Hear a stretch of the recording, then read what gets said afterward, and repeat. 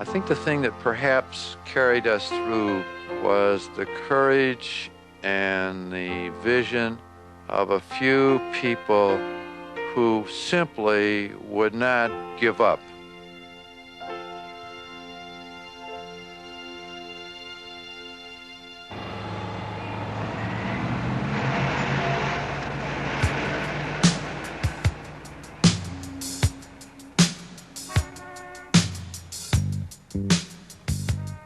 Most of my life, I took this country for granted. I thought it was here and that it was permanent and that all one had to do was do his thing.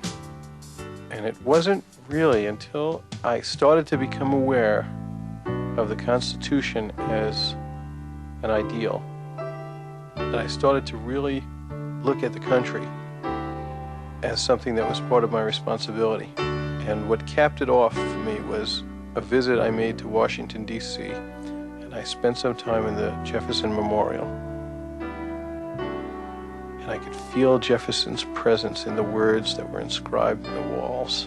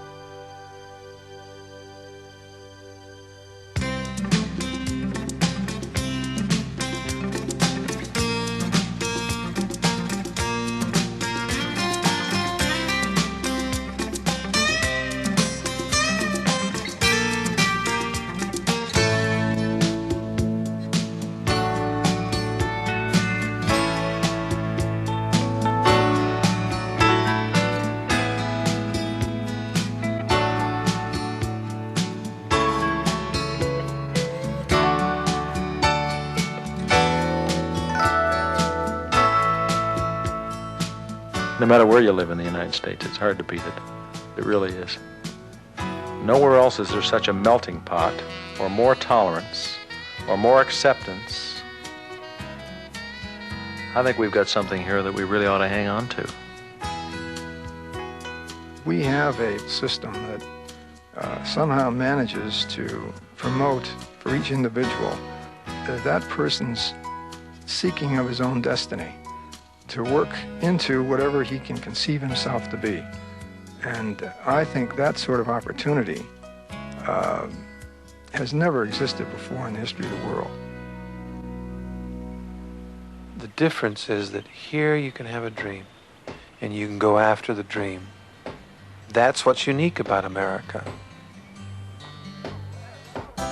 And we love a good game.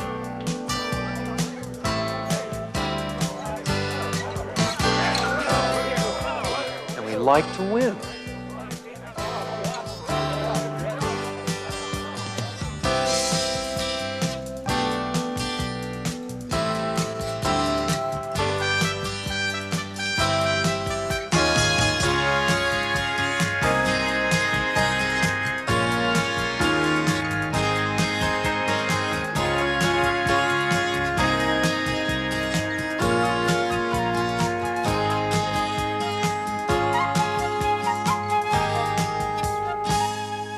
I think freedom means different things to different people. My personal freedom would be to be able to work hard and be able to keep what I have earned from the fruits of my labor. To be able to worship, to have a selection of jobs, to be able to build our homes and to live in a neighborhood where we can all get along.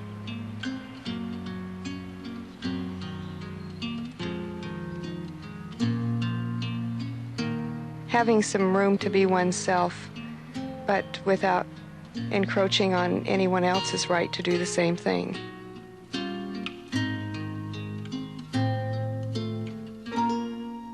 It means to be able to do what you want when you want to do it, and only being limited by your own capabilities.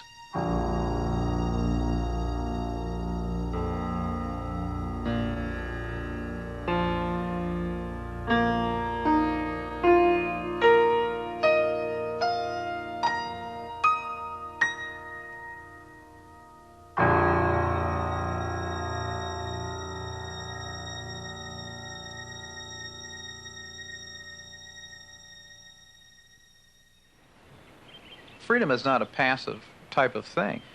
And in order to guarantee freedom, you have to be basically active in what's happening in the world, in government, in your own local community. It's a participative type of activity. I think a big problem today is that people don't participate in running this country, in voting, in getting involved. I think people have become much more dependent upon the government to take care of a lot of their problems. I think that's where the big difference is between our forefathers and today. The freedoms and the privileges and opportunities in this nation, we just take them kind of for granted. We have allowed an apathy to filter into our system.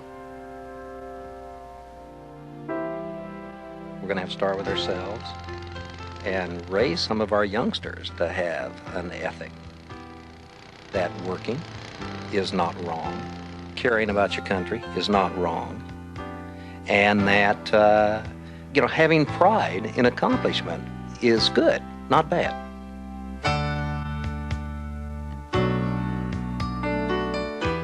The early people who came to this country had an advantage in a way because their challenges were very clear-cut and very simple. You either figured out how to live or you didn't survive. And today, it's a little harder because the challenges are still there, but they're not as clear-cut or easy to understand.